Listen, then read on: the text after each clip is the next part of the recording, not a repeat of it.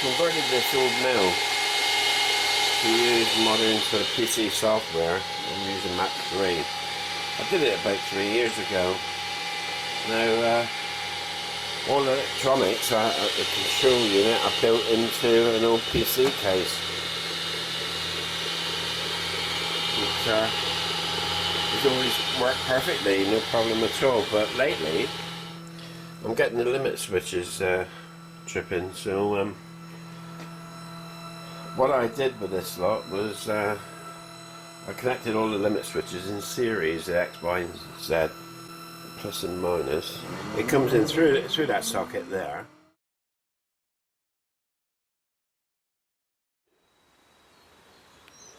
I built this into a PC case. It was a controller for the mill. I've got two external sockets. That mains power is mainly applied to that, and the sensitive inputs is there. That's a unlikely three-phase output to the three-phase motor drive spindle motor.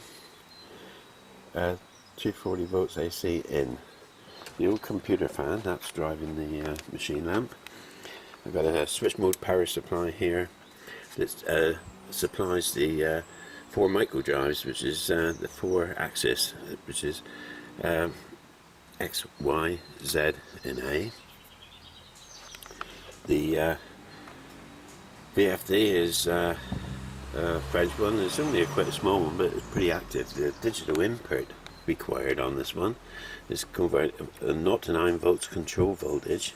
We're controlling the phase frequency. We got this little converter here.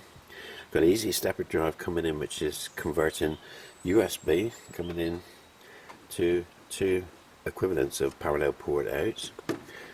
My little boards here, the bottom one is a distribution board, ports and pins. All the wires come out the back in a little tape session.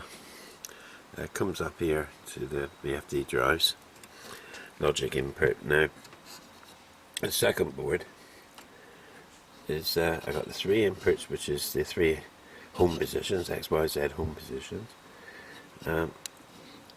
The next one is the limit switches in series, and this is supplied by, I got two reference voltages, 12 volt reference voltages in these 2 boxes here, being separate to stop any crosstalk or ground loops. That supplies a 12 volt to the limit switches, which will detect if there's an open circuit. And the final one is for the RPM indicator, which is again is a proximity switch near the spindle. And on top is a probe circuit for detecting the center of holes and so on, and height of the quill. Basically that's it, as simple as that. We've got the main contactor there, it drops out in the emergency, operated by, the only thing I need on the front is the emergency on off and the USB in. But these limit switches have been tripping, so what I've done, I've taken out the 2 wires concerned, and I've put a loop in. In other words, I've taken the limit switches out of the equation. I put it on a soak test yesterday, and after about 20 minutes it stopped again with limit switch operated. So it's proven that the limit switch side of things, the mill side of things, is fine. It's obviously from these pins that way. This is a very simple sort of transmitter, a transistor voltage sensor, open circuit sensor. So there's either dust settled on that, or that's feeding the smooth stepper. So there's either dust on that one, dust on that one. It's probably conducting, partially conducting and causing this. So really, next step is to give it a thorough clean and give it another soak test. That's a smooth stepper board.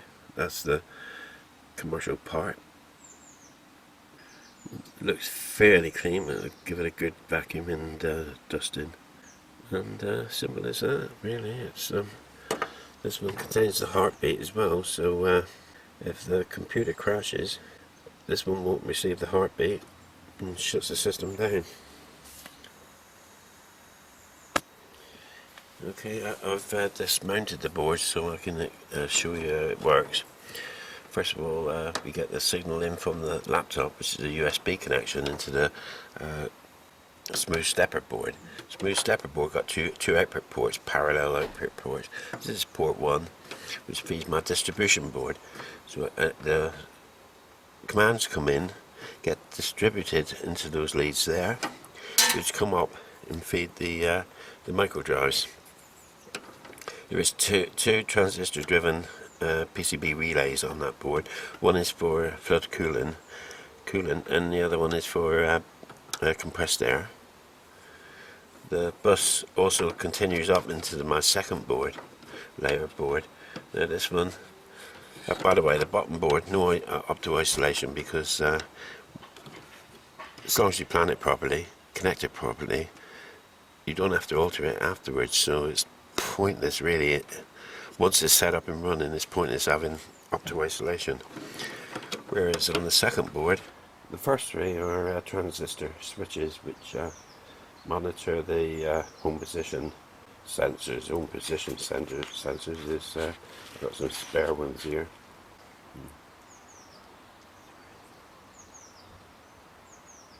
But those are up to isolated, as you can see.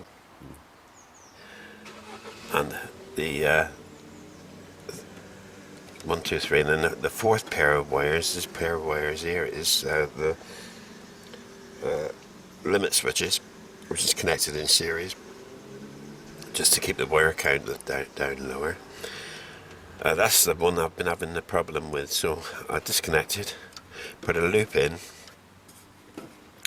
and it's still cut out, limit switch operated. So somewhere on this board, or somewhere on the smooth stepper board, I think it probably just needs a bit of cleaning, the dust problem. And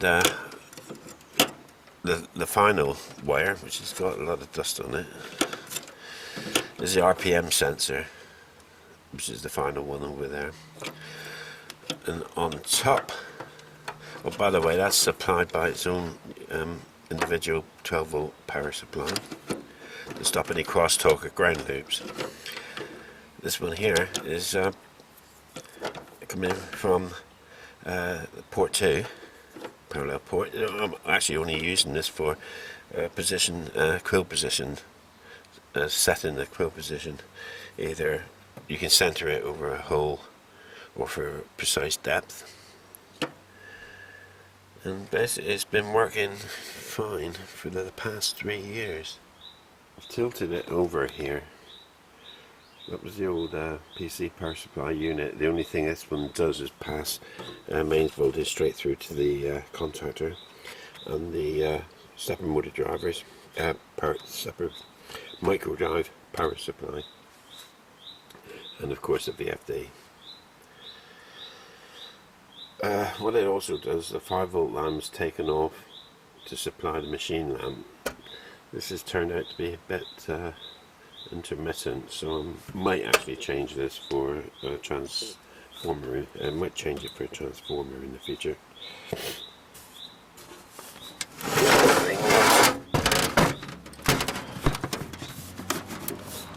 The incoming data lines, these come in from the mill itself. This is data lines. The typical functions are the RPM pulse sensors, the home position pulse sensors, and the limit switches. Going out, coming in and going out, the power wires to the mill is the central auto lubrication synchro motor supply, the LED low oil warning light supply, and the power leads out to the stepper motors XYZ. The fourth axis will be a separate lead. That was not actually connected up yet, so although I've built the stepper motor into a rotary table, so it's only the connections to do. Well, I've left it on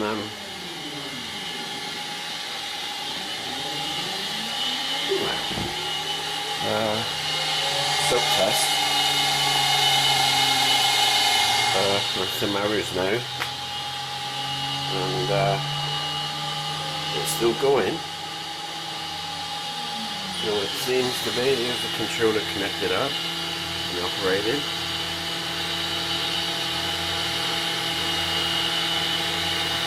And if you can actually probably see it better than I can.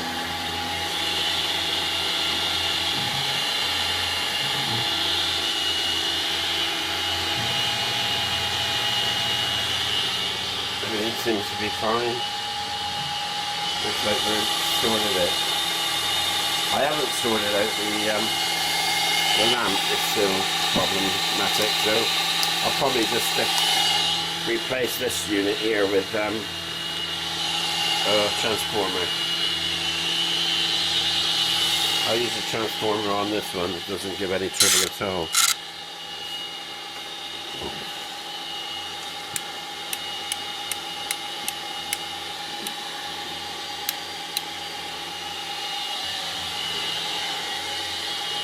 This one's mains. Different story altogether.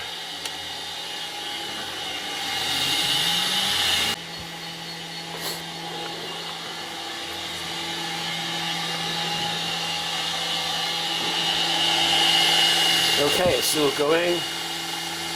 Good. Everything's fine. Here is the screen. Where are we at? We're on line 161. And they've been running for 1 hour 24 minutes 45 seconds. I think that is proof that it's sorted. I'm happy with that. I'll shut it down now and put the cover back on my control box.